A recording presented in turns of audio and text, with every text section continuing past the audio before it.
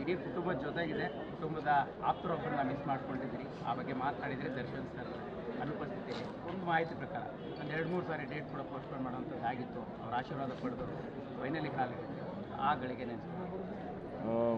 ಅದೇನೇ ನನಗೆ ಎಕ್ಸ್ಪೆಕ್ಟ್ ಮಾಡಿರಲಿಲ್ಲ. ನಾವು ಆ್ಯಕ್ಚುಲಿ ನಾವು ಲಗ್ನ ಪತ್ರಿಕೆ ಬರ್ಸೋಕ್ಕಿಂತ ಮುಂಚೆನೇ ಆ ಡೇಟ್ ಒಂದಷ್ಟು ಆಪ್ಷನ್ಸ್ ತೊಗೊಂಡು ನಾನು ಅಲ್ಲಿ ಬಾಸ್ ಹತ್ರ ಮಾತಾಡಿದಾಗ ನಮ್ಮದು ಶೂಟಿಂಗ್ ಯಾವಾಗ ಬರುತ್ತೆ, ಏನು ನಿಮ್ಗೆ ಎಷ್ಟು ಗ್ಯಾಪ್ ಬೇಕು ಅಂತೆಲ್ಲ ಅವ್ರು ಯೋಚನೆ ಮಾಡಿ August 11th ಅನ್ನೋದು ಒಂದು ಓಕೆ, ಈ ಮಾಗನಿ ಡೇಟ್ ಚೆನ್ನಾಗಿರುತ್ತೆ, ನಿನಗೂ ಒಂದು 2-3 ಆಪ್ಷನ್ ಇಟ್ಕೊಂಡಿದ್ದೆ ನಾನು. ಆಗಸ್ಟಲ್ಲಿ ಒಂದು 2-3 ಡೇಟ್ ಇತ್ತು.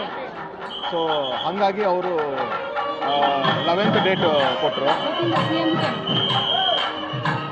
11th ಡೇಟ್ನ ಕೊಟ್ಟಿದ್ರು. ಅದಾಗಿ ಸ್ವಲ್ಪ ದಿವಸಕ್ಕೆ ಈ ಥರ ಒಂದು ಇನ್ಸಿಡೆಂಟ್ ಆಯಿತು. ಅವ್ರಿಗೆ ಗೊತ್ತಿತ್ತು ಈ ಡೇಟ್ ಅನ್ನೋದು ಅಂತ. ಹಾಗಾಗಿ ನಾವು ನಾನು ತುಂಬ ಒಂಥರ ಡೈಲಮದಲ್ಲಿ ಏನು ಮಾಡಬೇಕು ಅಂತ. ಯಾಕಂದರೆ ಎಲ್ಲಕ್ಕಿಂತ ನಾನು ನೋಡಿದೆ ನಮ್ಮ ತಾಯಿ ಬಿಟ್ಟರೆ ಬಾಸನ್ನು ತುಂಬ ಹೆಚ್ಚು ಮದುವೆ ಮಾಡ್ಕೊತಿದ್ರು.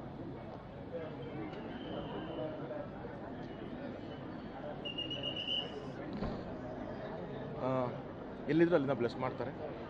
ಬಂದಾಗ will go and take is blessings. ಅದನ್ನು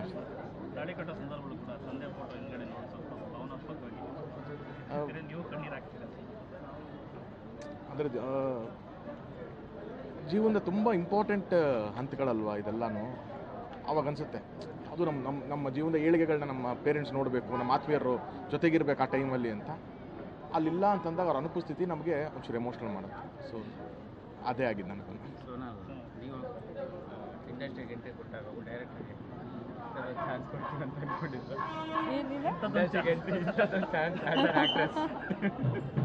ಇಲ್ಲ first and foremost thank you ಎಲ್ಲರಿಗೂ. Thank you. ನಿನ್ನೆಯಿಂದ you have been with us. Thank you so much.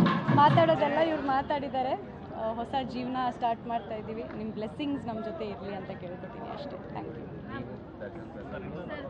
Of course ಅವ್ರು ಹೇಳ್ದಂಗೆ ಅವರು ನಮ್ಮ ಲೈಫಲ್ಲಿ ಒಂದು ತುಂಬ ಇಂಪಾರ್ಟೆಂಟ್ ರೋಲ್ನ ಪ್ಲೇ ಮಾಡಿದ್ದಾರೆ from the beginning. So of course V miss him.